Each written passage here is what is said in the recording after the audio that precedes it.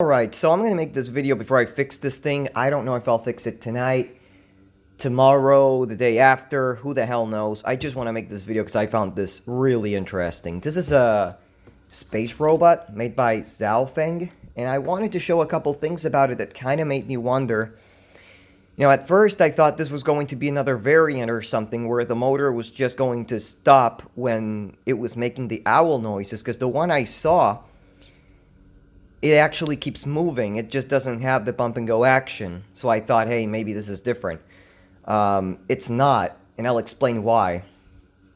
I thought because of the way I had wired it, when the compartment was corroded, it would just stop. It would stop and it would only go one way.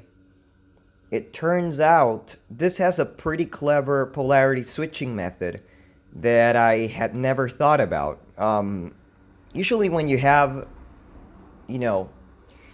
when you have toys that use the entire voltage for the motors, you have 4 transistors on the board. 2 will be 8050s and 2 will be 8550s most of the times. In this case, they actually are.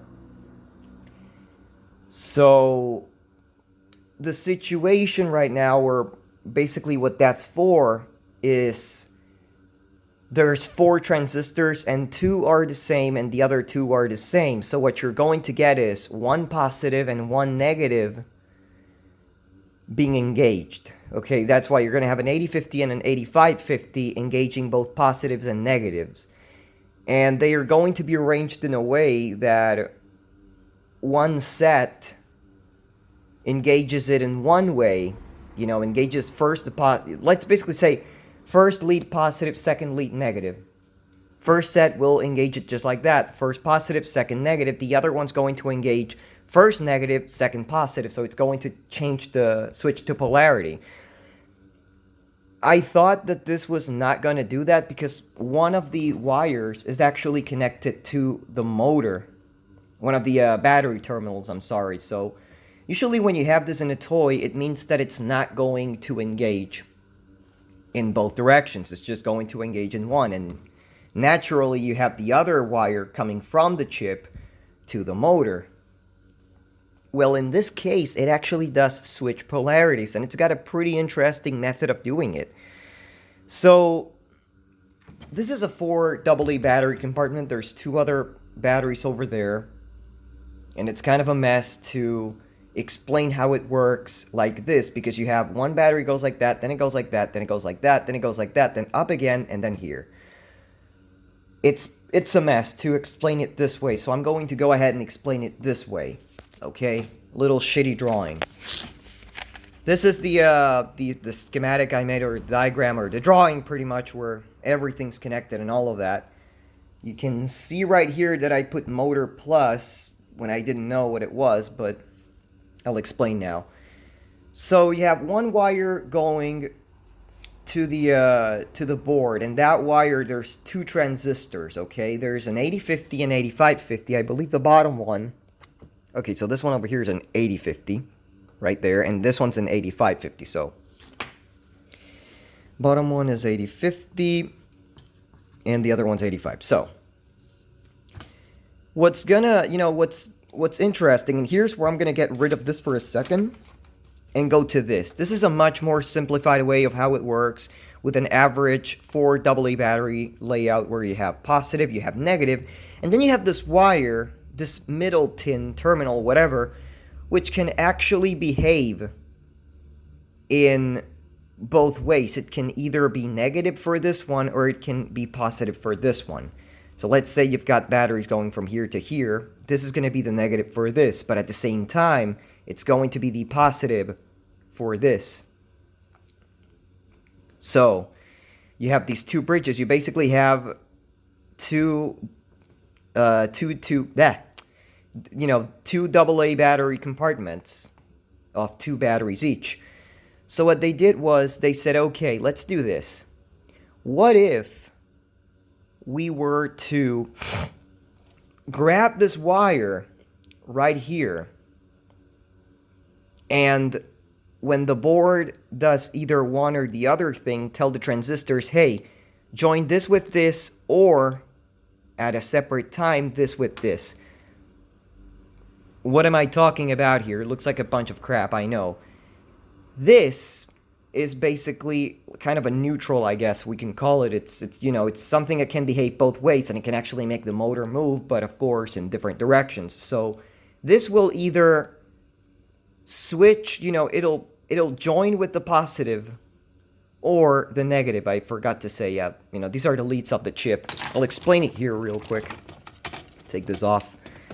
So that's your 8050, and there's the negative. So the output, which is the same exact output the other one's connected to, and the other one is in fact an 8550, they both end up in the yellow wire. So one has the input, or should I say the, you know, the first leg, connected to either main positive or main negative. And then you have two different signals. The middle one over there, those are the signals. They go straight to the IC. What's going to happen is when it's making the owl noises, it'll actually run one direction, which is the one where this gear does not engage. And when you make it go the other way, when it starts playing music, this goes back in and it starts, you know, moving around. Even though it can't because I took the bump and go wheel off. But let's try it out and see exactly what I'm talking about.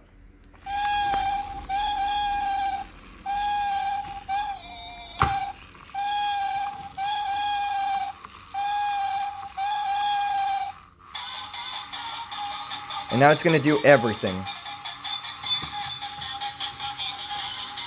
Now, to prove this in a manner that you guys may understand, I'm going to unclip this wire from here that goes to the yellow wire that goes to the board. And I'm going to show you exactly what these bastards did. This is super clever. You put it here, and you've got your, you know, and it's playing music. You move it here, and the gear pops out, and it's basically when you turn it on, that's pretty much how it starts off. That's all they did. They put a transistor in between these two, or should I say one hooked up to here, one hooked up to there, and one at a time gives it the signal, closes the circuit, and you have this. And this is, like I said, super interesting. So this relies on two AA batteries for one, you know, for one polarity, and the other two for the other polarity. Does this mean that you can actually run it without, you know, you can actually run the motor or whatever without putting all the batteries? No, because what engages that is the chip.